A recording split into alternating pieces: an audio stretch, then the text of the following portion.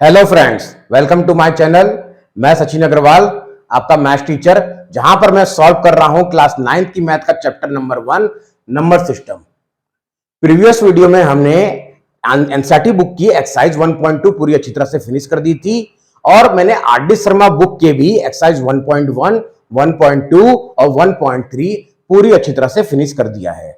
और जिन बच्चों ने भी अगर वो नहीं देखी है तो उसका लिंक मैं डिस्क्रिप्शन में और आई बटन में दे दूंगा, जहां से आप इजीली उसको देख पाएंगे।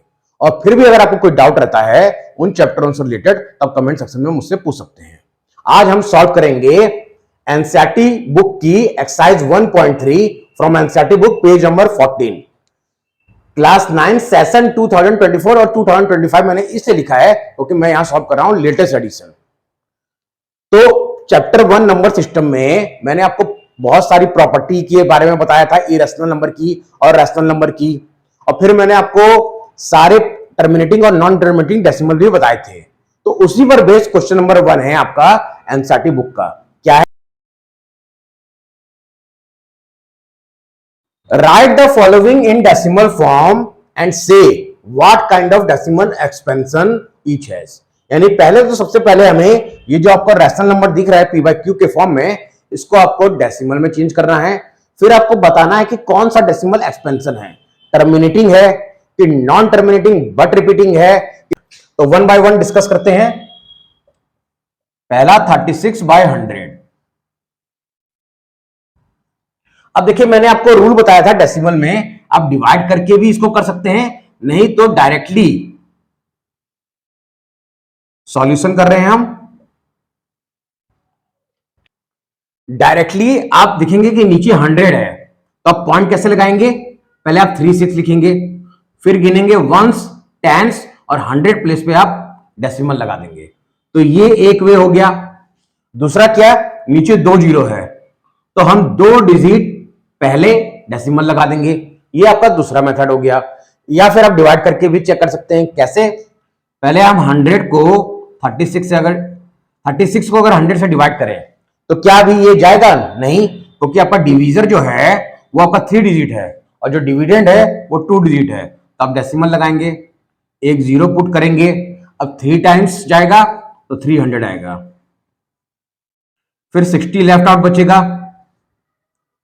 अब आप डेसिमल लगा चुके हैं तो एक डिजिट, एक जीरो और फिर ऐड करेंगे, फिर 100 6 जा 600। तो ये 3 वे हैं आपको डेसिमल में कन्वर्ट करने के। तो मैं बोलूंगा आप ये वाला कर सकते हैं क्योंकि ये इजी है और टाइम बहुत कम लेगा, क्योंकि एग्जाम में आपको टाइम का बहुत ध्यान देना होता है, तो टाइम सबसे कम ये लेगा। ये भी बताना था कि कौन सा डेसिमल एक्सपेंशन है। आप देख ही रहे होंगे कि पॉइंट के बाद 2 डिजिट तक ये टर्मिनेट हो गया है, तो ये है टर्मिनेटिंग डेसिमल। यानी सिर्फ आपको लिखना है टर्मिनेटिंग। ये आपका फर्स्ट पार्ट का आंसर हो गया। सेकंड पार्ट क्या है? 11। अब इसे कैसे चेंज करेंगे? सिर्फ एक ही वे है, डिवाइड करके।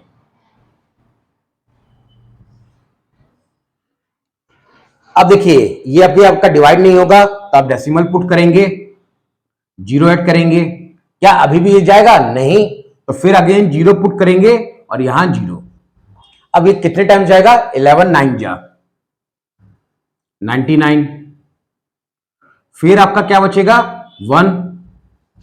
अब फिर आप क्या करेंगे? पॉइंट लगाया तो जीरो बढ़ाएंगे।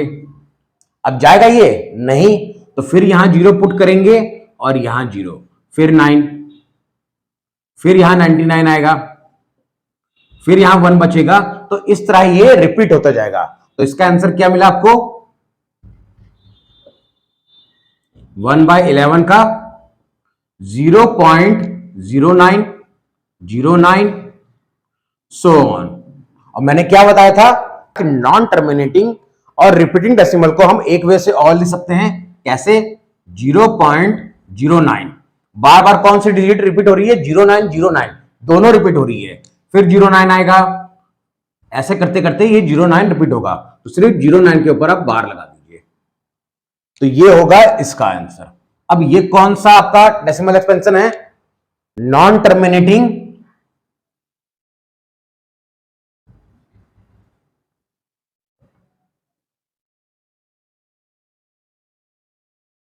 बट रिपीटिंग डेसिमल, यही है क्योंकि यहां पे रिपीट हो रही है डिजिट।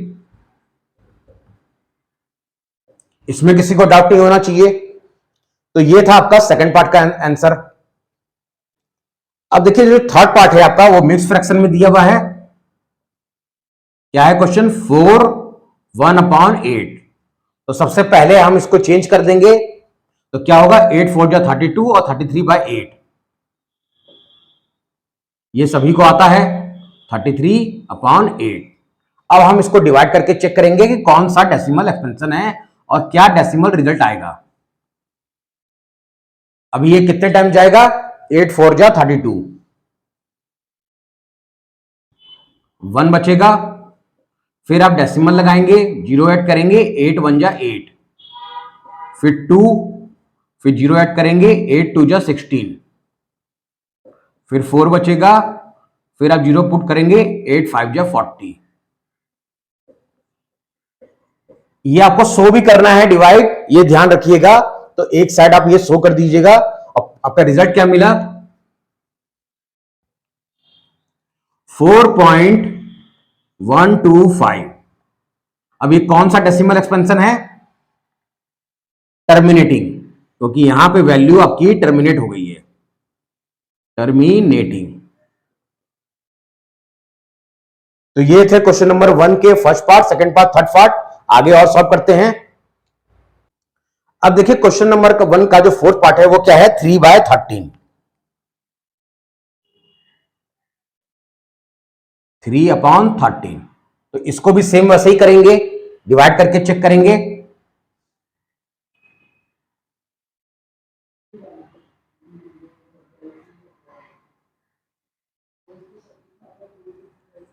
थर्टीन और 3। अब नहीं जाएगा तो डेसिमल पुट करेंगे और 0। कितने टाइम जाएगा? 13 2 26, फिर 4 बचेगा। फिर आप लगाएंगे 0, फिर 13 3 39, फिर 1 बचेगा। अब नहीं जाएगा तो अब क्या पुट करेंगे? 0। क्या अभी भी ये डिवाइड हो सकता है? नहीं। तो अब यहां पे 0 ऐड करेंगे, ये 3 है और यहां 0। अब कितने टाइम्स जाएगा? क्या बचेगा? 9 और फिर आप 0 लगाएंगे, 90। अब कितने टाइम जाएगा ये? 10 6 78। क्या बचेगा? 10 में से 8 गया 2 और 8 में से 7 गया 1, 12। फिर आप 0 पुट करेंगे तो 120। अब ये कितने टाइम जाएगा? 13 9 117। क्या बचेगा? 3 और फिर 0 पुट करेंगे। अब देखिए 30 फिर से क्वेश्चन वाला ही आ गया। तो यानी ये डिजिट फिर रिपीट होगी, फिर से यही डिजिट रिपीट होगी। तो आप यहां पे स्टॉप हो जाइएगा और फिर क्या लिखिएगा? 0.230769 और आप ऐसे ऐसे डॉट दे दीजिएगा, क्योंकि ये अभी टर्मिनेट नहीं हुई है, ये रिपीट हो रही है। अब आप इसको एक वे से और लिख सकते हैं, 230769 पर बार। अब ये कौन सा डेसिमल एक्सपेंशन है? Terminating, non terminating, but repeating. Non terminating but repeating.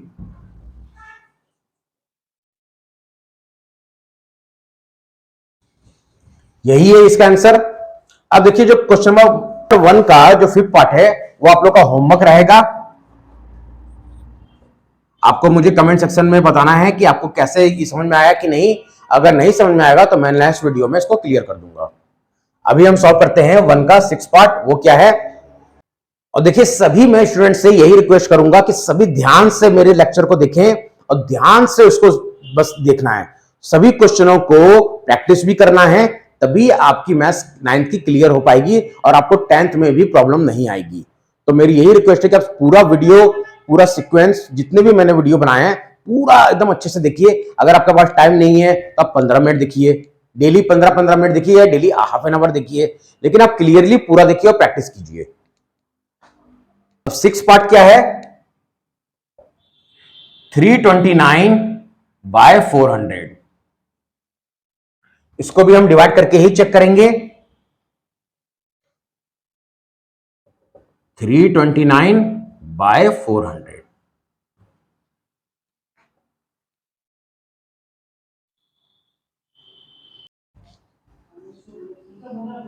Four hundred 329।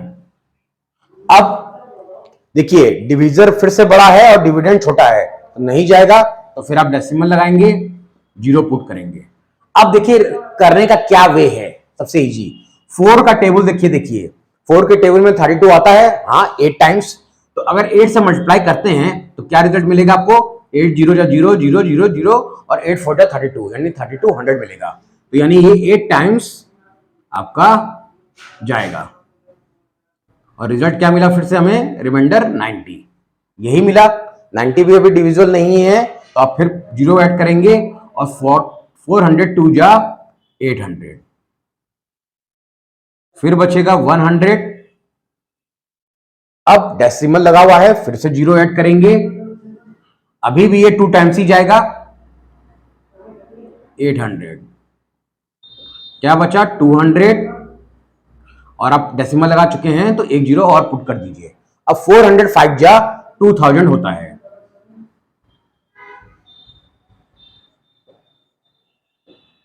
तो यानी रिमाइंडर आपका कुछ नहीं बचा और ये टर्मिनेट हो गया। तो इसका आंसर क्या लिखेंगे आप?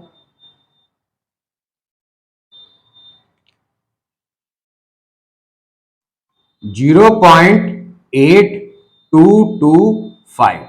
और ये कौन सा डेसिमल एक्सपेंशन है?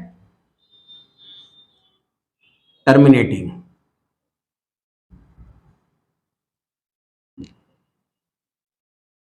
तो ये था क्वेश्चन नंबर 1 के सभी पार्ट। उम्मीद करता हूं कि आपको समझ में आ गए होंगे क्लियर कि कैसे इसको हमको चेंज करना था। डेसिमल में बहुत इजी था, बस डिवाइड करना था।